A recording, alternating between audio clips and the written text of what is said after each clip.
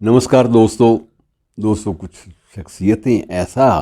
जादू बिखेर कर जाती हैं, जाते जाते भी ऐसा जादू बिखेर जाती हैं कि उससे मुक्त होना मुमकिन नहीं रहता।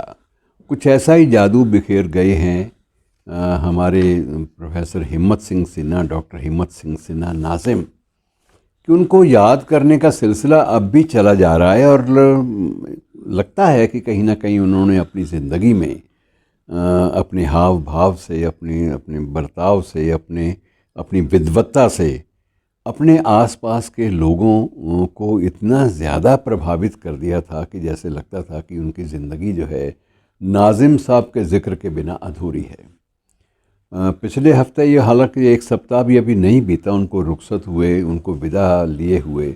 लेकिन सिलसिला यादों का नहीं थमने में आ रहा। मुझे पिछले दिनों एक अवकाश प्राप्त आईएएस ऑफिसर हैं हमारे, तो उनका भी फ़ोन आया कि डॉक्टर रेखा, आपको याद है कि इनके जहाँ ये रहते थे, ये शख्स दिग्गज पुरुष जिसे आप इतने शौक़ से और ज़ौक़ से याद कर रहे हैं, ये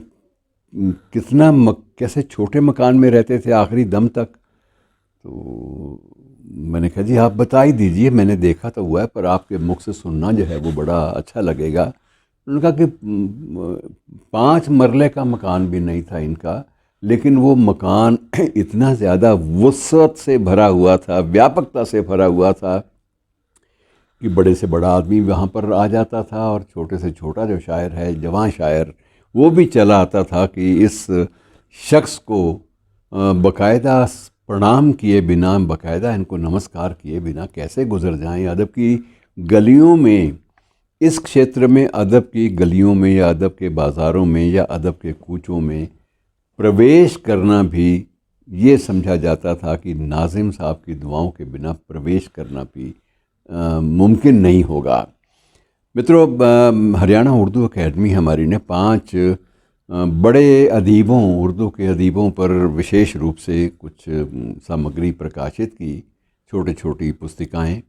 और उनमें एक पुस्तिका नाजिम साहब पर भी थी।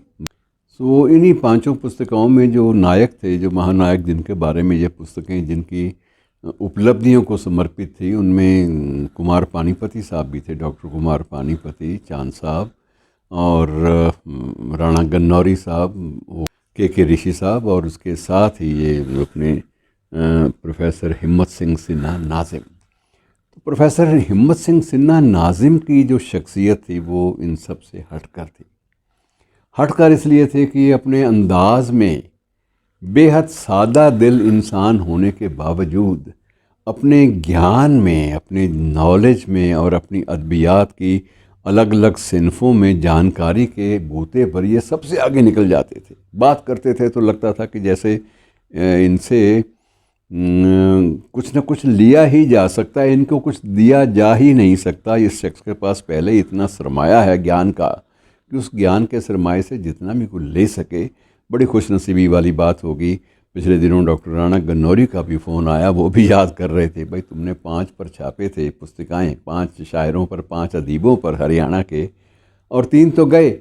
अब डर लगता है कि कहीं हमारी बारी तो नहीं आ गई। तो मैंने कहा ये बारी तो सबकी आनी होती है, लेकिन हमें इस बात की खुशी है कि आज हम उनकी कमी को बड़ी शिद्दत से याद कर रहे हैं, बड़ी शिद्दत से याद कर रहे हैं, क्योंकि ऐसे शख्स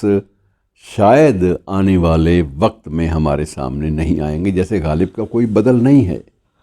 मैं इनकी तुलना गालिब से नहीं कर रहा है, ना इनकी तुलना मैं मीर से कर रहा हूँ, लेकिन ये ज़रूर है कि गालिब और मीर के बारे में अगर कोई उस्तादी किस्म की, उस्तादाना किस्म की अगर कोई राय लेनी हो तो उसके लिए शायद सबसे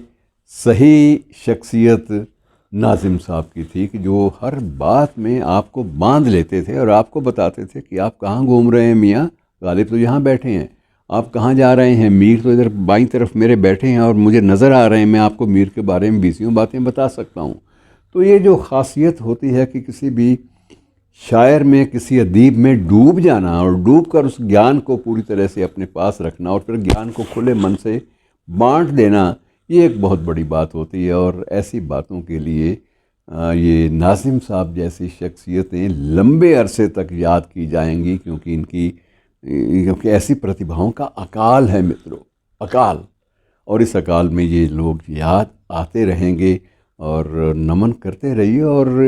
लगता है कि जब भी आप इनको याद करेंगे आपको फिर कुछ ना कुछ ये नया कुछ थमा देंगे, जिसको लेकर आप बेहद मशकूर हो इनके और इनको याद करते रहें। शुक्रिया।